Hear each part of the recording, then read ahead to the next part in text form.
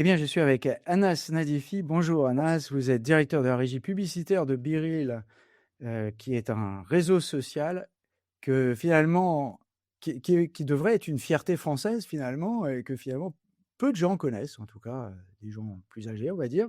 Et je suis ravi de vous accueillir ici dans les podcasts de Visionary Marketing pour parler, autour d'un thème qui nous est cher, hein, l'authenticité. Peut-on faire de la publicité authentique sur les réseaux sociaux? Et on va voir avec vous que c'est peut-être, la, la voie que vous avez choisie, chez Biril. Alors peut-être, pour commencer, je vais vous demander peut-être de vous présenter brièvement, puis surtout de présenter Biril, encore une fois, peut-être, pas assez connu et surtout, présenter ses fondateurs. Encore une fois, merci Yann pour cette opportunité-là. Donc moi, je suis Anas. Je suis arrivé chez Beryl maintenant depuis 1 an pour lancer la régie publicitaire sur le marché français. Et ça fait 20 ans que je travaille dans le domaine de la publicité digitale. Donc moi, j'ai travaillé toute ma carrière en plus en régie publicitaire, pardon, en régie publicitaire et digitale. J'ai eu la chance de travailler avec énormément de marques, hein, notamment sur le marché français, mais aussi sur d'autres marchés. Je travaillais aussi énormément avec les agences et j'ai eu la chance d'avoir un parcours assez divers Ouais. et diversifié. Donc, à la fois dans des startups françaises, au sein de grands médias, on va dire traditionnels français, mais souvent au sein de leur branche digitale. Et j'ai aussi pu travailler pour des big tech, ce qu'on appelle des big tech. Donc voilà, pour ce qui me concerne. Cela étant, pour Biril, eh bien oui, et c'est vrai que peu de gens le savent. C'est une application qui a été créée par deux Français. On va dire fin 2019, début 2020, qui a connu un essor et un boom assez retentissant, notamment pendant le Covid et bien après. Ça a été, je pense, en 2022, une des applications les plus téléchargées, notamment sur l'App Store. Euh, une application qui avait un positionnement qui était unique parce que c'était un positionnement qui était totalement à rebours de ce qui existait sur le marché du social media. Euh, et donc, du coup, c'était vraiment une vraie vision et un vrai positionnement unique sur le marché. Donc, du coup, c'est une application qui a été rachetée en juillet 2024 par une licorne française qui s'appelle Voodoo, qui est un spécialiste de ce qu'on appelle l'hyper casual gaming, donc qui est aussi une société qui a été créée en 2012 ou 2013, aussi par deux Français. Donc, on est hyper fiers aujourd'hui, et je pense que, et peu de gens le savent, hein, on doit avoir cette fierté-là que à la fois Voodoo, mais aussi Biril, bah, ce sont des acteurs français, européens, mais aussi des acteurs globaux. Parce que c'est à la fois un éditeur de jeux vidéo sur mobile, et c'est aujourd'hui le propriétaire du seul réseau social français-européen, on va dire, qui, on l'espère, va de plus en plus challenger Ouais. les grandes plateformes. Alors, à une époque où tout le monde se plaint des grandes plateformes, des médias sociaux et où on cherche un peu comme des poulets sans tête, des solutions locales. Eh bien voilà, on contribue, à cette recherche. Et alors c'est un concept, vous l'avez, indiqué, enfin vous avez fait une allusion, c'est un concept assez original, hein, qui, est basé sur une seule notification par jour. Donc c'est un peu une sorte d'antithèse des médias sociaux où on scrolle à l'infini et où on essaye de vous rendre addict. C'est assez marrant ça, c'est comme finalement c'est la photo du jour quoi, en fait, en gros. Absolument, absolument, Yann. En fait, on a l'impression que c'est une application qui a pris tout ce que faisaient les autres plateformes sociales, et elle s'est dit, je vais absolument faire le contraire. Je pense que ça n'a pas été fait uniquement pour se faire plaisir, mais je pense que c'est né d'un besoin aussi des utilisateurs. Un besoin de ce trop-plein de consommation des réseaux sociaux, un trop-plein de ce qu'on appelle effectivement le doom scrolling, un trop-plein voilà, d'une version des réseaux sociaux qui est en fait une vitrine de soi-même. Je pense que les gens avaient besoin aussi de se montrer tels qu'ils étaient. Donc, il y a un côté venez comme vous êtes, hein, sur Biril. Et il y a aussi, on va dire, des inventions en fait uniques sur Biril. Donc, le principe de la notification, ça n'est pas une invention, mais c'est le fondement en fait de Biril. La première interaction avec Biril commence par la notification parce qu'elle tombe une fois par jour, et on a ensuite 2 minutes pour faire son Biril en photo ou en vidéo désormais, avec une autre invention et une autre signature qui s'appelle l'utilisation de la caméra front and back. Donc Biril est le premier réseau social est la première plateforme en général à avoir fait du principe de front and back vraiment le socle de sa proposition de valeur pour les utilisateurs. Et ça s'est ensuite poursuivi par toute une kyrielle de fonctionnalités qui sont uniques, qu'on ne retrouve que sur Biril. Voilà. Donc, si on ne poste pas sur Biril, on ne peut pas consommer la plateforme, par exemple. Alors c'est une plateforme qui traditionnellement est utilisée par des gens plutôt jeunes, donc on n'est pas forcément exclu non plus quand on est vieux, hein, et je me disais à vous écouter que finalement, moi qui suis photographe, ça serait peut-être une bonne idée en fait, d'utiliser ce concept de la photo du jour, d'être obligé de poster sa photo tous les jours, sur BeReal. C'est peut-être une bonne idée, un point de départ pour faire autre chose d'ailleurs. Voilà. Et puis, comme le nom l'indique, une certaine authenticité, de recherche de l'authenticité et qui se retrouve aussi dans les résultats, puisque Nielsen décrit que 72% des utilisateurs pensent que cette plateforme est un espace positif où ils se sentent moins sous pression, hein. C'est confirme ce que vous dites. Alors, votre format publicitaire, il utilise aussi cette double caméra.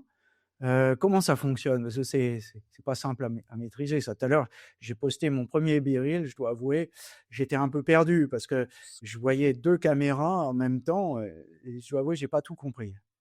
Absolument. Donc, j'ai envie de dire que la première étape de la grammaire Biril, c'est l'utilisation de ce principe de front and back. Donc, c'est exactement ce que tu disais, Yann. C'est la première fois qu'on a, bon, je le dis peut-être un peu mal, mais c'est un peu une version 2D finalement de sa vie. Avant, la version qu'on avait était une version avec une seule dimension. Maintenant, on poste avec 2 dimensions. Donc, il faut que je fasse attention à ces 2 caméras. Donc, en tant qu'utilisateur, donc je dois me mouvoir, je dois me transformer en espèce de réalisateur, quoi. Donc, je dois faire attention à la fois à ce qui est posté par la caméra avant et par la caméra arrière. C'est aussi, je dois faire aussi, en fait, je dois plus faire attention parce que je n'ai pas besoin d'utiliser de filtre parce qu'il n'y en a pas, en fait, sur Biril. Donc, il y a 0 filtre. Donc, je me montre tel que je suis. Et je me montre tel que je suis, surtout à mon cercle d'amis. Parce que les gens qui ont accès à mes birils, ce sont mes amis et mes amis proches, ceux que j'ai dans mon répertoire, le répertoire de mon téléphone. Donc, il y a aussi cette notion où je peux aussi montrer ce que je suis de manière réelle, de manière vraie, de manière authentique à des gens qui ne vont pas me juger. Donc ça, c'est un point qui est important. Et ça, ce sont aussi des choses qu'on euh, euh, qu'on dispense aussi aux marques. C'est ce qu'on propose aussi aux marques. Ce qu'on propose aux marques, pour le faire de la manière la plus courte possible, c'est notre métier est de leur révéler leur côté authentique, s'ils ont envie de le révéler, bien évidemment. Mais c'est vrai que sur cette plateforme-là, on doit, à un moment donné, pour bien s'y mouvoir, encore une fois, on est, à un moment donné, on se doit de jouer le jeu. On se doit d'adopter les codes de cette plateforme, qui est une plateforme sans filtre, qui est une plateforme avec ce principe de caméra front et back, qui est une plateforme avec très peu d'algorithmes et très peu d'intelligence artificielle. On doit montrer son côté le plus réel et le plus réaliste Ouais. possible. Ah, c'est marrant, c'est encore une, un rapprochement avec les photographes parce que dans notre club, d'Objectif Image, à chaque fois qu'on fait des présentations, une fois par mois, on montre, ses photos et on commence toujours par un selfie et c'est marrant parce que c'est un peu la même chose, mais là, de façon plus dynamique. Alors, c'est pas seulement dynamique, c'est efficace puisque ce que nous dit Nielsen, hein, toujours pareil, dans cette étude, 56% des utilisateurs EMEA, hein, puisque c'est une étude qui est France-Allemagne, Royaume-Uni, et qui a été menée en décembre 2025 et jusqu'en janvier 2026 sur 7000 répondants et plus, 56% des utilisateurs EMEA qui seraient plus enclins à cliquer sur ce format, aussi étrange soit-il pour ceux qui ne le connaissent pas. Alors, vous affichez aussi de très bons résultats en termes de mémorisation publicitaire, hein, puisque c'est plus 23% contre la moyenne des autres réseaux sociaux. C'est tellement un rêve qu'on se pose une question, mais pourquoi tout le monde va sur TikTok et pourquoi les marketeurs ne connaissent pas plus Biril alors? C'est une très bonne question, mais déjà, effectivement, pour revenir un petit peu sur l'étude, l'étude, on l'a menée parce qu'on avait énormément de convictions. Voilà, parce que cette plateforme avait tellement était tellement segmentante, avait tellement de partis pris, avait tellement d'axes, on va dire, complètement différenciants, euh, que ce soit en termes d'expérience publicitaire, que ce soit en termes d'expérience utilisateur, que ce soit en termes de pression publicitaire aussi. On était en train de se dire, bah, en fait, on est une plateforme qui a par exemple un feed fini. Donc, on savait pertinemment que les gens n'allaient pas doom scroller sur la plateforme pendant des heures et qu'en fait, si je passais 10 minutes, 20 minutes ou 30 minutes par jour sur Biril, que j'étais finalement plus enclin, donc j'allais avoir moins de publicité parce que j'avais un feed qui était plus court et que j'étais plus enclin à mémoriser les messages publicitaires. Donc, c'est pour ça qu'on a diligenté aussi cette étude-là pour à un moment donné se dire, on a des convictions, on fait preuve aussi de bon sens, parce que dans le marketing, il y a aussi du bon sens. Il n'y a pas que des maths. Et en fait, on s'est dit, en revanche, vu qu'on est en face de marketeurs, vu qu'on est en face aussi d'agences avec lesquelles on travaille au quotidien, donc on avait besoin de preuves. Voilà. Et donc, c'est pour ça qu'on a mené cette étude-là. Et on a passé en fait le test haut la main, parce qu'on se rend compte que sur pas mal d'items, on est largement au-dessus de la moyenne des réseaux sociaux. Mais pourquoi Biril est un peu moins potentiellement usité ou connu que TikTok? Eh bien, tout simplement parce qu'on a aussi, on est une plateforme qui, de manière positive, contraint. Voilà. Donc, c'est pas une plateforme où les gens sont spectateurs. Les utilisateurs sont acteurs. Si je ne poste pas, je ne peux pas utiliser l'application, Yann. Je ne peux pas l'utiliser. Donc, il faut absolument que j'engage. Donc, c'est l'une des rares plateformes, ou c'est même la seule plateforme qui exige ça de ses utilisateurs. Donc, il y a aussi une exigence. Donc, je pense qu'il faut faire l'effort. Quand on est sur Biril, on fait cet effort-là d'engager. Et donc, du coup, notre communauté, on a une communauté qui est au fond engagée.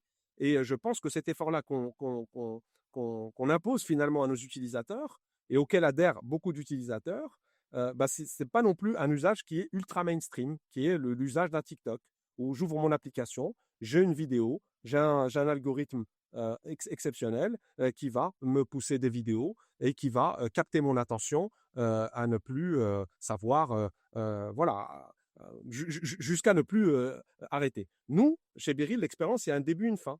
Il y a un engagement.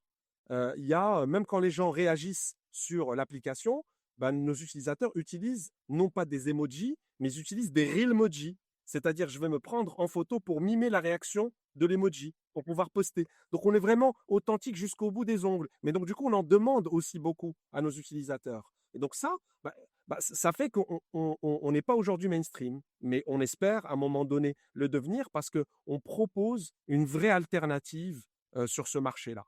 Très souvent, ce qu'on dit, Yann, c'est qu'on dit que les autres plateformes sont devenues des médias sociaux, là où Biril reste un réseau social.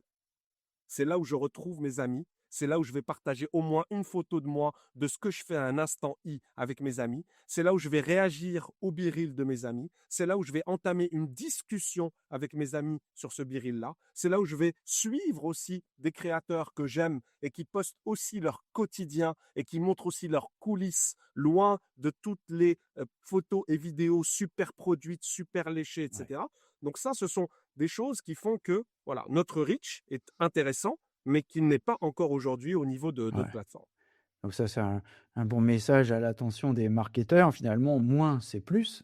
C'est pas Absolument, Yann. nouveau, mais bon, c'est facile des fois de se laisser, aller à la facilité. Alors ceci étant, authenticité, d'accord, et véritable réaction par les utilisateurs, véritable contenu produit par les utilisateurs, donc un petit peu plus difficile, un peu plus exigeant.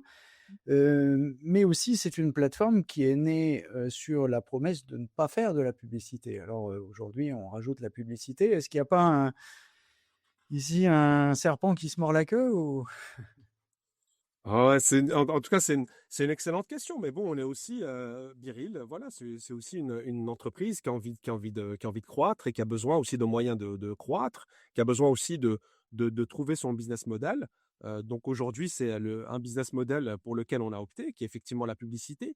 Mais moi qui te parle, Yann, je suis effectivement l'avatar en fait de cette stratégie-là.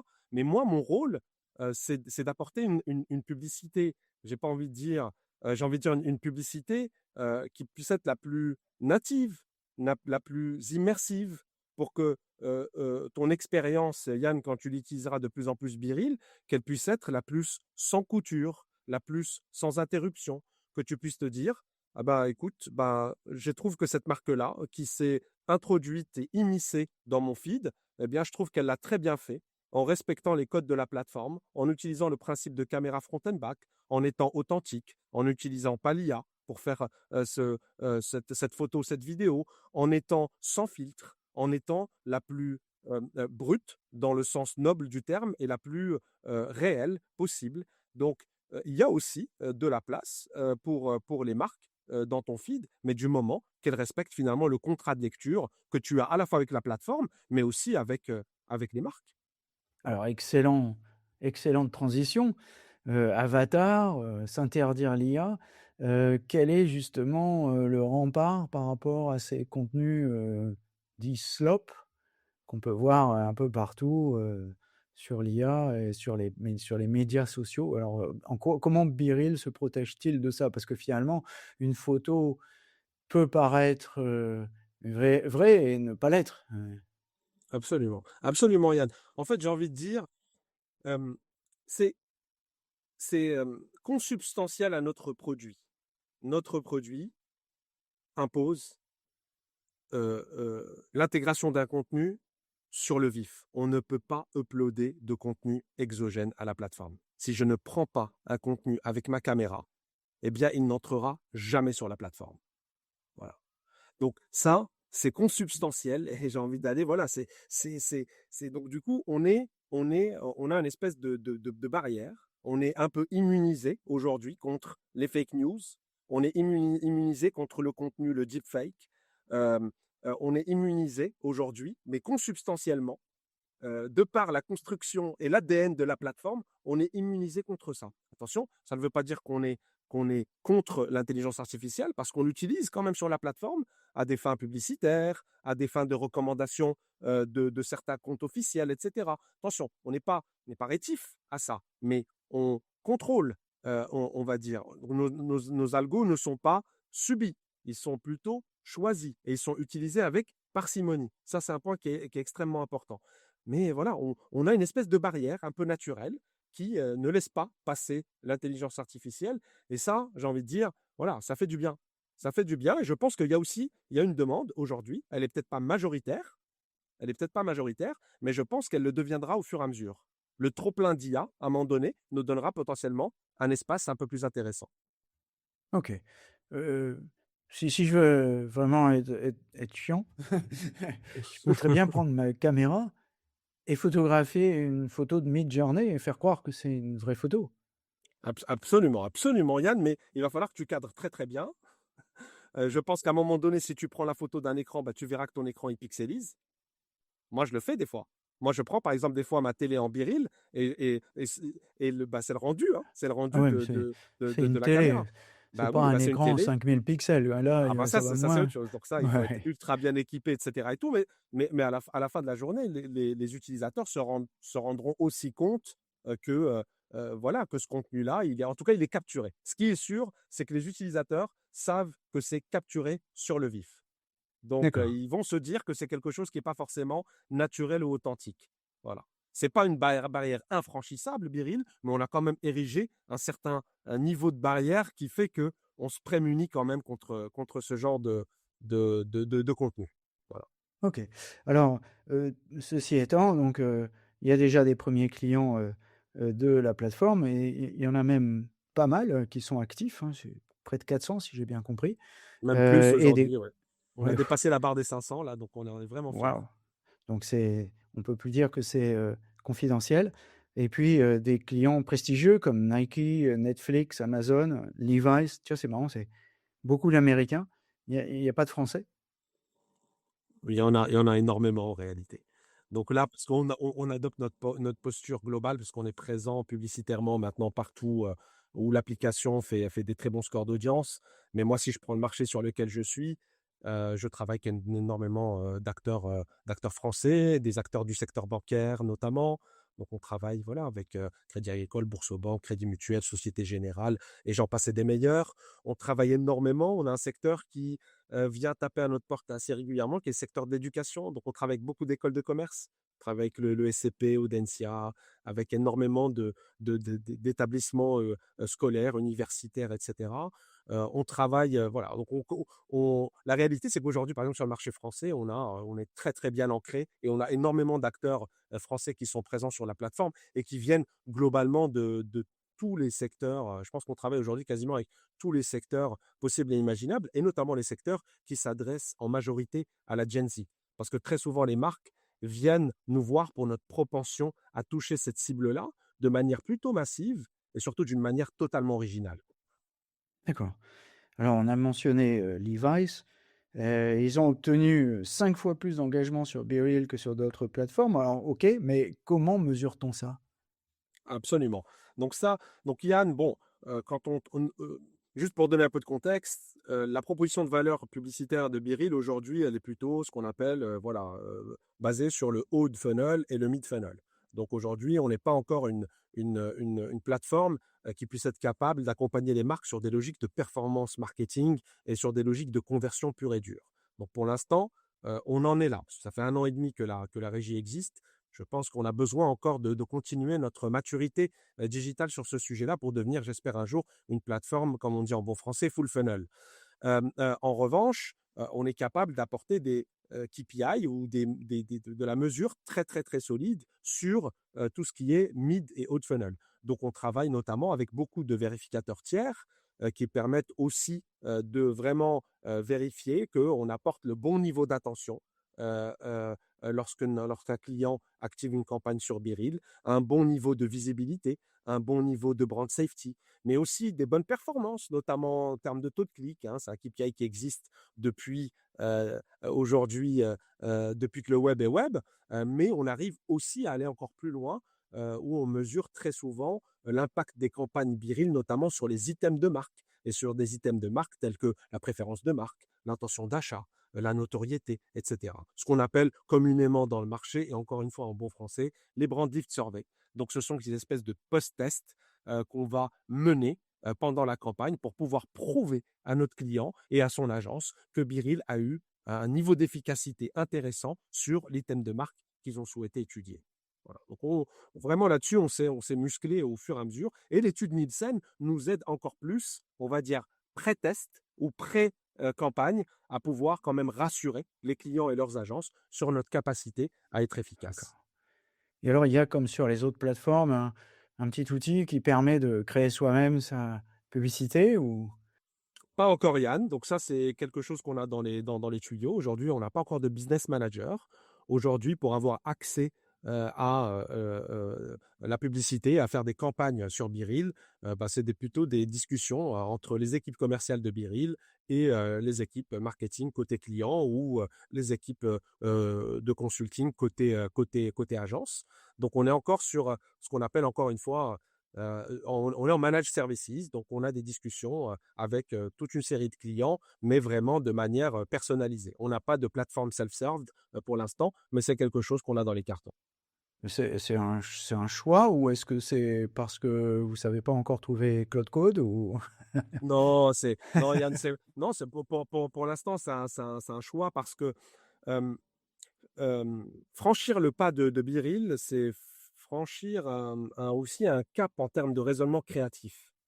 Mhm. Les créas Biril sont des créas uniques sur le marché. Sont des créas qui doivent être authentiques, sont des créas qui doivent respecter le principe de caméra front et back, sont des créas qui demandent aussi un lâcher prise finalement de la part de la marque. Donc les créas sur Biril ne sont pas facilement automatisables. Donc je pense qu'on a besoin dans une première phase d'avoir cette approche-là de discussion avec le marché, d'évangélisation du marché, d'expliquer ce qu'est Biril, mais ce que c'est la création sur Biril et comment est-ce qu'il faut faire une bonne création sur Biril pour qu'elle soit la plus performante possible. Et donc je pense qu'on a besoin de passer par cette étape-là pour pouvoir convaincre le marché, que l'on devienne un réflexe sur le marché. Et je pense une fois qu'on a bien travaillé, j'aime pas ce terme-là, mais bien éduqué le marché, j'aime pas ce terme, mais bien éduqué le marché sur, en tout cas cet aspect créatif sur Biril, je pense qu'il sera temps pour nous d'avoir un business manager parce qu'on sera plutôt rassuré sur la capacité des marques et de leurs agences à pouvoir créer les bons contenus publicitaires qui pourront délivrer sur la plateforme. Alors ça peut, ce mode manuel et je dirais interactif, il peut très bien se justifier avec des grands groupes où on est dans la créativité ou avec de grandes agences. Par contre, pour les petits annonceurs, c'est plus compliqué, je suppose. Absolument. Donc ça, c'est les étapes qu'on va franchir au fur et à mesure. Je pense qu'aujourd'hui, effectivement, on est plutôt concentré sur des grands clients, hein, sur les grands clients et on a bien sûr vocation à un moment donné à devenir une plateforme qui sera préemptée par les PME et par aussi des structures qui sont beaucoup plus petites. Et oui, fondamentalement, avoir un business manager et être présent en self-service de manière directe sera quelque chose qui va nous permettre aussi de nous développer. Mais voilà, on avance étape par étape, un pas après l'autre. Alors, comment, puisque notre thème, c'est être authentique dans la publicité sur les réseaux sociaux, comment préserver cette authenticité et ce caractère un peu artisanal, humain, autour de la plateforme et la monétisation? Et j'ai vu récemment, j'espère ne pas me tromper, c'est AppFigures qui nous dit ça, que les téléchargements ont baissé d'environ 60 entre 2023 et 2024. C'est pas, il y a pas un risque ici avec la monétisation? Et comment vous allez le gérer? C'est une très bonne question. J'ai envie de dire que c'est un des plus gros trade-off qui est fait. Et c'est pour ça aussi que la régie existe et qu'on a opté pour ce dont on vient de se parler, sur ce système de managed services. Parce que aujourd'hui, bien sûr, pour qu'on maintienne notre audience, pour qu'on puisse croître en termes d'audience, pour qu'on puisse réduire toute tentative de churn qui puisse arriver sur la plateforme, il faut que l'expérience publicitaire soit la plus sans couture possible. Mmh. Donc, bien évidemment, il faut trouver le parfait équilibre entre le business model, euh, continuer la croissance de Biril, sécuriser l'avenir de Biril et aussi garder notre audience, croître notre audience, etc. Donc, nous, on est là pour ça. Hein, Ouais. l'équipe commerciale est là pour ça. L'équipe de créatifs stratégistes qu'on peut avoir, les account managers qu'on a dans l'équipe sont là pour ça, pour veiller à ce que les campagnes publicitaires soient les plus intégrées possibles. Et, euh, et voilà, et pour pouvoir continuer à prospérer et à faire que Biril puisse vraiment trouver une vraie place en fait dans le paysage social média. Alors, toujours, sur le même sujet, et toujours AppFigures qui nous dit 12,7 millions de téléchargements en 2024, mais surtout, ce qui est intéressant dans leurs chiffres, c'est une rétention à 6 mois à 71 qui serait la deuxième meilleure performance mondiale selon Similarweb. Donc, c'est quand même un positionnement un peu particulier par rapport à la concurrence, hein.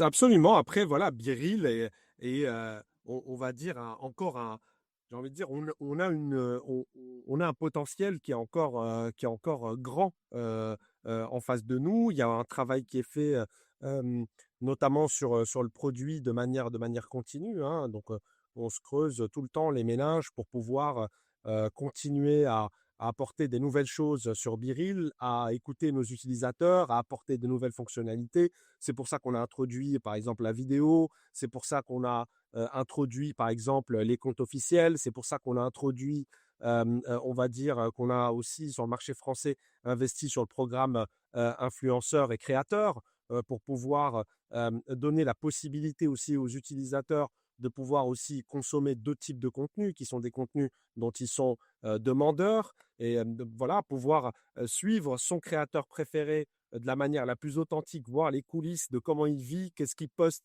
au moment où la notif elle Mmh. tombe, parce que c'est là vraiment la phase la plus.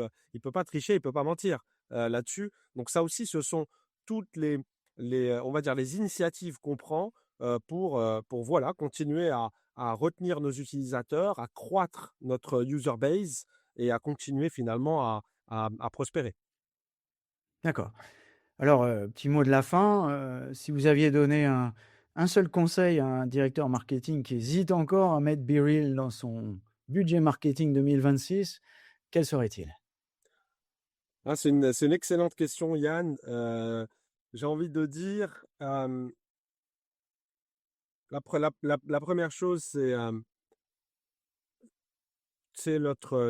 d'abord effectivement la capacité à pouvoir toucher cette audience, hein, qui est une audience aujourd'hui qui déserte les médias traditionnels, qui est une audience qui zappe beaucoup, qui est une audience qui consomme aussi beaucoup de réseaux sociaux, la fameuse Gen Z. Donc ça, c'est vraiment c'est ce qui représente quasiment deux tiers de mon audience, moi, sur le marché français. Donc c'est une audience en plus nous qu'on adresse d'une manière complètement spécifique puisque c'est une audience qui est engagée chez nous. Ce sont des gens qui postent Mmh. quotidiennement. Donc 70% de nos utilisateurs postent tous les jours. Donc c'est quand même assez fort. C'est aussi on va dire une espèce de safe space, Biril. C'est-à-dire que les gens, c'est une plateforme qui est vraiment, c'est ce qu'on dit dans l'étude de Nielsen, hein. C'est une plateforme qui est positive, c'est une plateforme qui est sûre, c'est une plateforme qui est authentique, c'est une plateforme où les gens se sentent bien au fond, parce qu'en fait, ils ne sont vus que par leurs amis, ils ne sont jugés que par leurs amis, et ils le font de la manière la plus authentique et naturelle.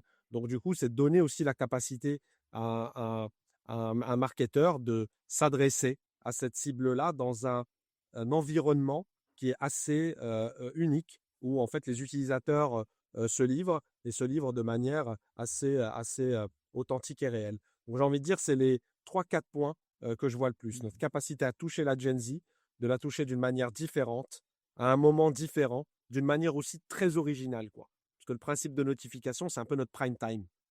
C'est notre prime time, la notif, hein. Donc, les grands médias ont des prime time. Je ne sais pas si TikTok ou Instagram ou Snap ou tout le reste des réseaux sociaux ont un prime time. Nous, on en a un. Parce que quasiment la moitié, bon, un peu plus de 40% de nos utilisateurs se connectent tous en même temps au moment de la notif. C'est assez incroyable. Et on peut avoir vraiment des millions et des millions de personnes qui vont se connecter à un instant I pendant 2 minutes pour aller partager ce qu'ils sont en train de vivre à ce moment-là. Et ça, je trouve ça assez incroyable. Ouais, c'est vrai. Alors, puisqu'on est authentique, si en même temps on devait signaler à notre, directeur marketing, un peu réticent, une limite réelle de la plateforme pour pas le tromper parce qu'on veut être authentique, qu'est-ce qu'on Bien lui sûr. dirait? Bien sûr, nous on trouve que, bien évidemment, moi j'ai envie de dire, le premier point, je pense que la plupart des marketeurs recherchent énormément ils veulent que leur message soit vu par le plus grand nombre. Voilà, Mmh. ça c'est vraiment important. Donc la couverture, la fameuse couverture, en anglais, le reach, hein. Donc il y a un moment donné, bah, en fait, on trouve que nous, Biril joue un rôle en termes de couverture très intéressant sur la Gen Z, mais que ça peut être aussi complété, voilà, par d'autres activations. Donc ça, c'est un point qui est important. Et surtout quand ce marketeur-là veut toucher d'autres cibles, parce qu'on a quand même un tiers de notre audience qui a 25-49 ans. Mais par Ah exemple, oui. sur cette cible-là, je pense que Biril est un très bon complément et qu'il a besoin d'aller aussi travailler sa stratégie média de manière beaucoup plus holistique pour atteindre son objectif, qui est un objectif notamment de couverture qui puisse être la plus large possible. Donc si on parle réel et on parle vrai, on trouve que Biril a un vrai sens sur certaines cibles, vraiment, et sur d'autres cibles peut être un excellent complément, notamment en termes de reach et de couverture. Voilà un bon programme. Merci Anas, soyez authentique et restez, à l'écoute de Visionary Marketing. Merci à vous, bonne journée. Merci beaucoup Yann, merci.